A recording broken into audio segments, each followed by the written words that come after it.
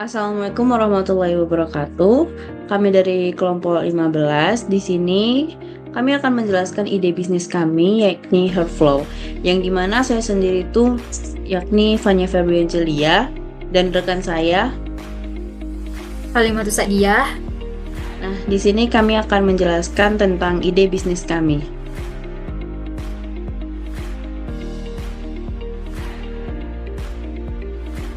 Nah, di sini platform aplikasi yang kami buat itu yakni Herflow, yang dimana Herflow itu adalah aplikasi pelacakan menstruasi yang berbasis digital yang dirancang khusus untuk membantu perempuan memahami dan mengelola siklus menstruasi mereka secara cerdas dan personal.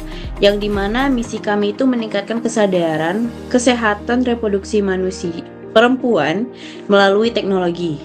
Dan visi kami itu menjadi solusi digital yang terpercaya untuk kebutuhan pelacakan dan edukasi menstruasi di Asia Tenggara. Nah, selanjutnya di sini ada problem. Jadi kami mengangkat masalah dari pengguna dan kami telah melakukan survei dan juga wawancara yang mana di sini kami dapat bahwasannya itu sulit mengingat atau mencatat jadwal siklus menstruasi. Kemudian banyak perempuan itu yang nggak memiliki alat bantu pelacakan yang praktis, terutama saat aktivitas yang padat. Kemudian bingung atau mereka malu nih mencari layanan konsultasi seputar masalah menstruasi. Nah, kadang topik menstruasi itu masih dianggap tabu. Nah, jadi membuat pengguna tuh enggan bertanya langsung ke dokter atau orang lain. Kemudian ada lagi minimnya informasi terkait menstruasi, pola makan, dan kesehatan reproduksi. Karena sebagian besar responden itu menyatakan mereka kekurangan sumber yang terpercaya, nah, apalagi dalam bahasa dan konteks yang lokal. Nah, kemudian yang terakhir tidak ada platform komunitas nih yang mereka biar ada saling berkomunikasi antar perempuan-perempuan lainnya nih yang mengalami hal yang sama. Jadi pengguna ini membutuhkan tempat yang aman untuk saling berbagi pengalaman mereka. Nah, solusi dari kami itu yakni yang pertama itu pelacakan menstruasi dan pengingat menstruasi yang personal dan berbasis data pengguna. Lalu yang kedua itu ada artikel edukasi menstruasi dan kesehatan reproduksi dalam bahasa Indonesia yang ringan dan ilmiah. Dan yang ketiga itu ada konsultasi online secara langsung dengan dokter ataupun konselor wanita yang melalui aplikasi tersebut. Dan yang keempat itu ada forum komunitas yang aman serta private untuk berbagi pengalaman, edukasi, dan dukungan emosional. Nah, di sini ada market, yaitu target pasar dari bisnis kami ini yang mana ada remaja dan perempuan yang mana dengan usia produktif 13 hingga 35 tahun, yang mana dia ingin memahami dan juga mengelola siklus menstruasi serta reproduksi mereka. Nah, kemudian pasangan nih yang ingin merencanakan kehamilan, jadi mereka bisa menggunakan fitur pelacakan ovulasi dan masa subur yang mana digunakan untuk meningkatkan peluang kehamilan mereka. Nah, kemudian ada juga nih perempuan dengan kondisi kesehatan khusus. Nah, sebagaimana kita itu misalnya sebagai penderita PCOS atau endometriosis yang memerlukan fitur pencatatan dan konsultasi lebih mendalam terkait masalah-masalah kesehatan ini. Di produk ini, pada fitur utamanya pada aplikasi Herflow ini, kami memiliki fitur pelacakan menstruasi, ovulasi dan gejalanya, lalu ada fitur kalender kesuburan, ada fitur artikel, dan ada fitur konsultasi online dengan dokter, serta ada fitur untuk forum komunitas para perempuan.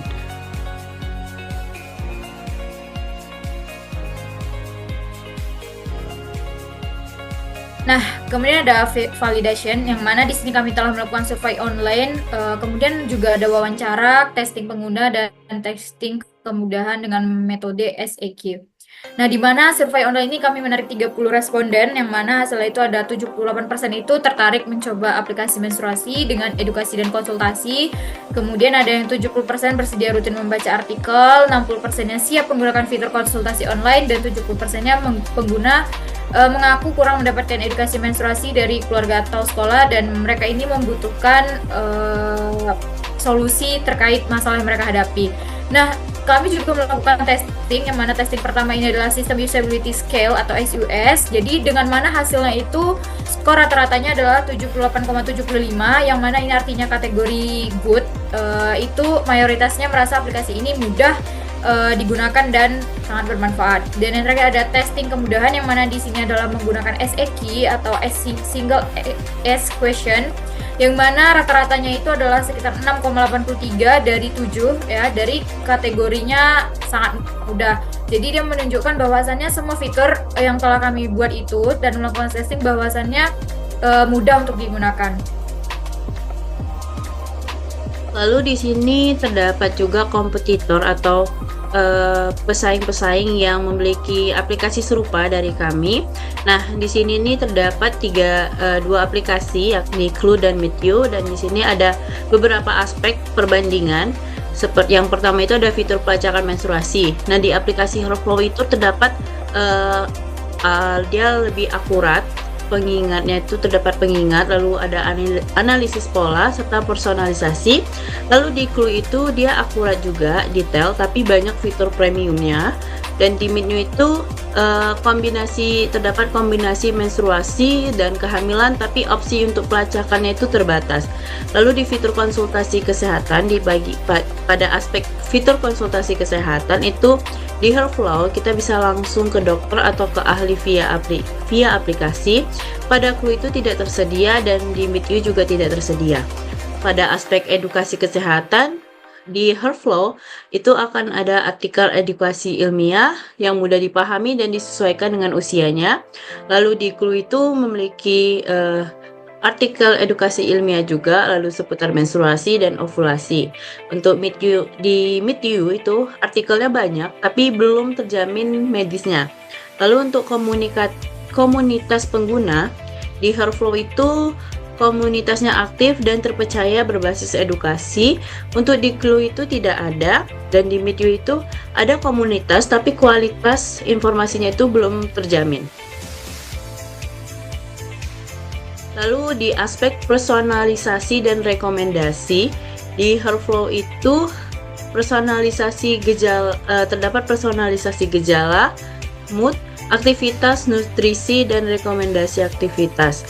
Lalu di Clue itu terbatas pada pelacakan jadwal. Di Meet You itu pelacakannya itu opsinya terbatas dan kurang personal. Lalu di aspek aksesibilitas dan privasi, Herflow itu mudah diakses, gratis tanpa iklan dan fokus privasinya. Di Clue itu banyak fitur premiumnya, dan di Meet You itu untuk versi gratisnya itu banyak iklan. Lalu di aspek target spesifik, itu tuh Herflow itu targetnya ada remaja, mahasiswa, pekerja perempuan dengan segmentasi yang khusus seperti memiliki gejala PCOS dan lain-lainnya. Untuk Clue itu umum untuk perempuan, dan Meet You juga sama, umum untuk perempuan. Lalu di aspek inovasi value proposition-nya, di Herflow itu terdapat menstruation plus mental health plus personal branding, dan Clue itu hanya fokus di kesehatan reproduksi, dan untuk Meet You itu hanya kesehatan menstruasi dan kehamilan. Lalu untuk di aspek yang terakhir yaitu revenue model, di Herflow itu nanti akan adanya fitur premium, kerjasama dengan brand, dan iklan edukasi yang relevan. Lalu di Clue itu hanya ada premium, dan di Meet You itu terdapat premium dan iklan. Nah, di sini ada tim yang mana kami berdua, yaitu Fania Febri Angelia dan saya sendiri Halimatus Sadia, yang mana di sini pembagiannya sama aja karena kami mengerjakan bersama-sama, baik itu BMC, experiment board, market validation, prototype. Nah, di testing inilah kami bagi dua, yang mana kan kami melakukan uji testing dua nih. Yang pertama ada testing SUS, itu dilakukan oleh Fania. Kemudian testing SEQ itu saya sendiri, Halimatus Sadia. Nah, jadi secara keseluruhan proyek ini kami lakukan bersama-sama. Lalu untuk di financial project ini, kami melakukan pemikiran bisnis di jangka panjangnya ini selama kurang lebih untuk 3 tahun ke depan, yang dimana pada tahun 2025 estimasi pendapatan yang kami perkirakan itu masih nol karena masih tahap riset. Lalu untuk estimasi biayanya itu mungkin sekitar 10 juta, dan keterangan utamanya itu pada 2025 itu untuk pengembangan awal, prototipe dan riset pasar. Untuk tahun 2026-nya itu estimasi pendapatan sekitar 20 juta jika sudah terdapat fitur premium atau konsultasi. Lalu untuk estimasi biaya itu sekitar 15 juta dan pada keterangan utamanya itu terdapat uji coba pada fitur premium dan konsultasi berbayar. Lalu di tahun ketiga yakni 2027, estimasi pendapatan diperkirakan sekitar 80 juta, pada estimasi biayanya itu diperkirakan 40 juta yang dimana keterangan utamanya itu tentang monetasi aktif, potensi profit yang mulai tumbuh. Dan di sini pada break even point-nya itu diperkirakan mulai tercapai di tahun ketiga pada tahun 2027 saat pendapatan mulai melebihi biaya. Jadi dan itu mungkin cukup sekian dari Financial Project. Nah, selanjutnya kami meminta ketersediaan dari investor kami yaitu Ginta Sabil Ramadhani. Mungkin ada hal yang ingin ditanyakan terkait penjelasan yang telah kami sampaikan. Mungkin kepada Ginta kami silakan. Baik, sebelumnya terima kasih kepada teman-teman dari Hairflow udah menjelaskan terkait aplikasi Hairflow ini sebelumnya. Sebenarnya nggak banyak sih pertanyaan dari saya, cuman ada satu hal yang masih buat saya penasaran. Ada nggak sih alasan pribadi dari kalian sendiri untuk kenapa bisa menciptakan sebuah Hairflow ini? Dan mengapa ini tuh penting buat kalian secara pribadi? Baik, saya akan menjelaskan apa sih alasan pribadi kami membuat aplikasi atau ide bisnis tersebut. Karena kami itu melihat sendiri bagaimana minimnya edukasi tentang menstruasi yang menyebabkan rasa malu, bingung, dan bahkan masalah kesehatan. Jadi kami itu ingin mengubah hal tersebut karena kami juga mengalami hal tersebut secara pribadi karena kurangnya minim edukasi. Dan jika kita melakukan bertanya kepada orang lain itu sangat minim sekali, sangat memunculkan rasa malu. Jadi bagi kami itu Hairflow itu bukan hanya sekedar aplikasi, tapi itu ada juga misi sosial untuk membantu perempuan memahami tubuh mereka dengan percaya diri lagi. Jadi kami ingin menciptakan dampak dan bukan hanya profitnya saja. Terima kasih.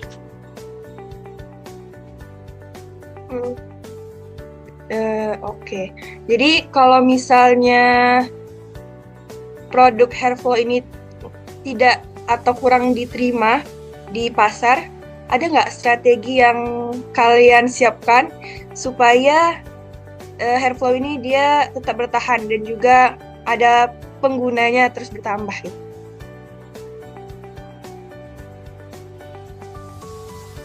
Oke. Terima kasih atas pertanyaannya. Izinkan saya menjawab. Nah, bagaimana strategi kami agar Hairflow ini tetap berjalan dan dapat digunakan? Nah, kami ini terbuka terhadap semua perubahan strategi yang ada. Nah, jadi misalnya jika fitur tracking menstruasi itu kurang relevan, nah kami akan pivot nih ke arah edukasi digital yang lebih interaktif, termasuk konsultasi remaja, layanan paket edukasi untuk sekolah, terus atau adanya kemitraan dengan institusi kesehatan. Nah, jadi sebenarnya pasar Indonesia ini tuh sangat luas ya, apalagi dalam perempuan. Jadi nggak hanya kita sebagai mahasiswa. Nah, jadi bisa digunakan dengan perempuan yang mengalami masalah-masalah terkait menstruasi ataupun masalah reproduksi lainnya, karena jangkauan pasarnya itu sangat luas. Jadi bisa melakukan kembali terkait market pasarnya. Nah, mungkin selain itu kami juga siap untuk beradaptasi dan terus menguji hingga menemukan produk market fit yang optimal dan layak untuk digunakan, dan juga dia terus tumbuh sangat pesat dan berkembang, terus maju.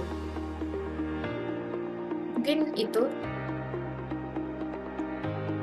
Oke, jadi kalau misalnya untuk dalam bentuk kesepakatan nih, kalau misalnya saya tertarik untuk berinvestasi di Hairflow, ada nggak kesempatan yang bakal kalian tawarkan? Apakah kalian akan terbuka untuk share ownership atau gimana? Boleh dijelasin? Baik, terima kasih. Mungkin siapa yang ingin menjelaskannya?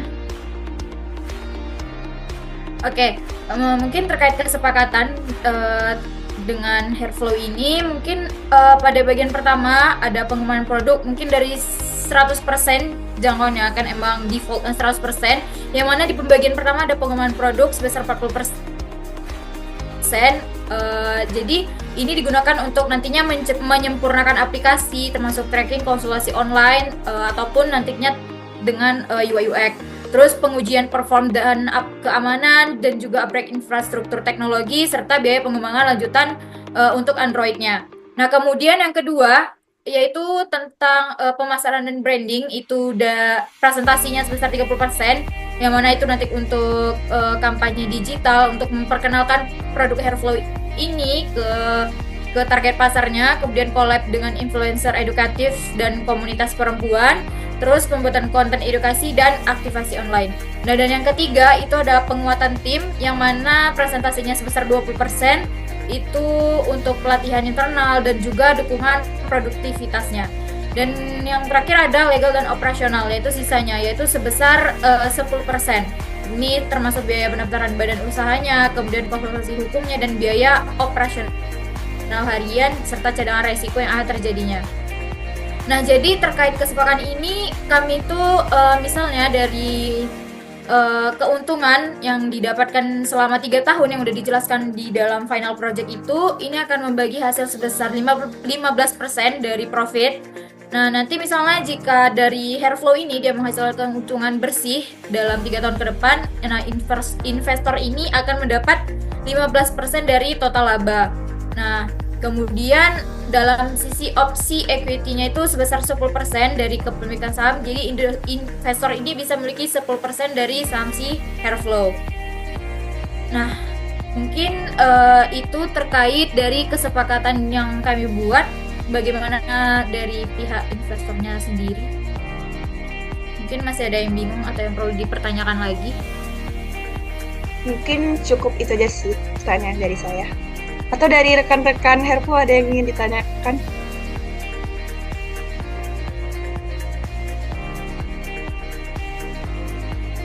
Mungkin cukup jelas sih.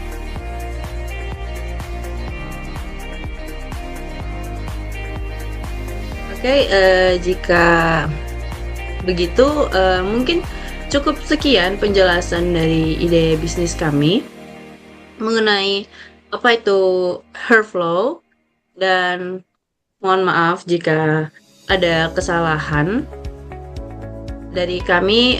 Sekian, terima kasih. Wassalamualaikum warahmatullahi wabarakatuh.